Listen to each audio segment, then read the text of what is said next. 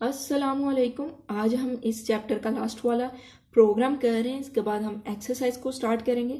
हम इसका लॉजिक बनाना सीखेंगे। तो लॉजिक बनाने के लिए पहले स्टेटमेंट पढ़ेंगे, लॉजिक बनाएंगे और उसके बाद हम इन स्टेटमेंट को देखने वाले हैं ताकि हमें इनकी समझ आ सके। तो सबसे पहले क्या करेंगे, स्टेटमेंट को पढ़ेंगे। तो स्टेटमेंट में उन्होंने क्या कहा कि यूजर से एंटर करवाएं current rate of electricity, gas and petrol per unit. अब जो भी आप वैल्यू एंटर करवा रहे हैं यूजर से, उसमें 10% इंक्रीमेंट लगाएं और इंक्रीमेंट करने के बाद दोबारा नई वैल्यू हमें शो करवा दें। तो इसको कुछ इस तरह से हम समझ लें कि हमारे पास जो भी इस वक्त यूनिट की वैल्यू चल रही है, हुकूमत चाह रही है कि उस पर मजीद टैक्स लगा दें और इंक्रीमेंट कर दें, 10% मजीद लोग दें, क्योंकि लोग आजकल बहुत ज़्यादा अमीर हो चुके हैं तो हुकूमत उनसे पैसे लेना चाह रही है। मजाक है।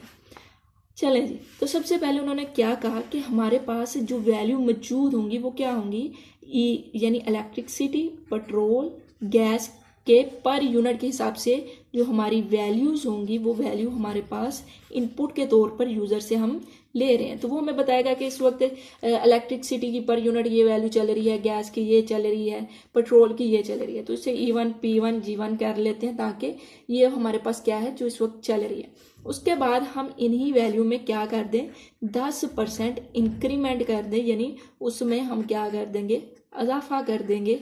और अजाफा करने के बाद नई वैल्यू पर यूनिट के हिसाब से हमारे पास क्या आएगी, हमें वो शो करवानी पड़ेगी।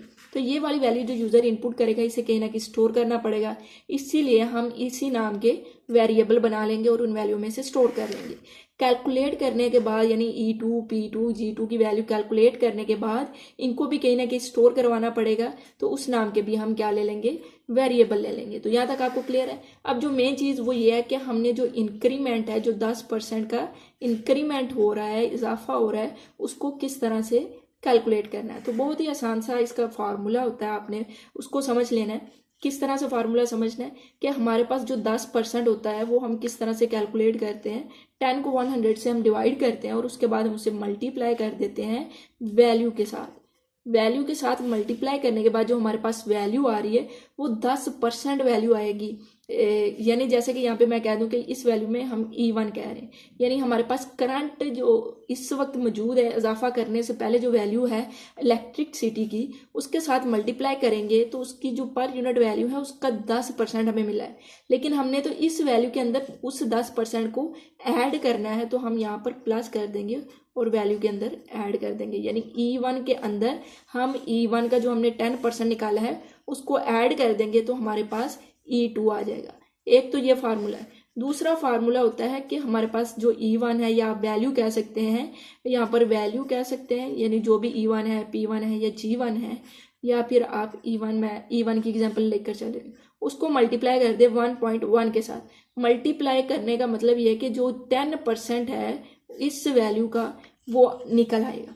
ठीक है जी। तो अगर आपने 10% इंक्रीमेंट करना चाहे तो आप ये वाला इस्तेमाल कर लें या फिर आप ये वाला इस्तेमाल कर लें। जो लॉजिक आपको सही से समझ आ रही है जिसकी, उसका आपने इस्तेमाल करना है। अगर आप ये वाला कह रहे हैं तो आपने उस वैल्यू को मल्टीप्लाई कर देना 1.1 के साथ। इसी तरह अगर क्वेश्चन आ जाता है कि 10 की बजाय आप 15% इंक्रीमेंट को करें हल, यानी 15% इजाफा कर दें, तो फिर आप क्या करेंगे, यहाँ पर 1.5 के साथ मल्टीप्लाई कर देंगे और यहाँ पर 15/100 कर देंगे। तो इस तरह से हम क्या कर लेते हैं, इंक्रीमेंट को कैलकुलेट कर लेते हैं। अब जो इंक्रीमेंट कैलकुलेट हो चुका है, जो नई वैल्यू आ चुकी है, वो E2 के अंदर स्टोर हो जाएगी। इसी तरह जब हम P1 को लेकर हम P2 को के अंदर उस वैल्यू को स्टोर कर देंगे, यानी कैलकुलेट करने के बाद वो नए वेरिएबल के अंदर स्टोर होगी और उसके बाद हम बता देंगे कि पहले E1 में ये वैल्यू थी, यानी ये प्रीवियस जो हमारे पास रेट है, उसके बाद पर यूनिट के हिसाब से हमारे पास E2, P2 और G2 के रेट होंगे। तो अब हम इसको यहाँ पर समझ लेते हैं, एक एक करके हर चीज़ को हम समझने वाले हैं।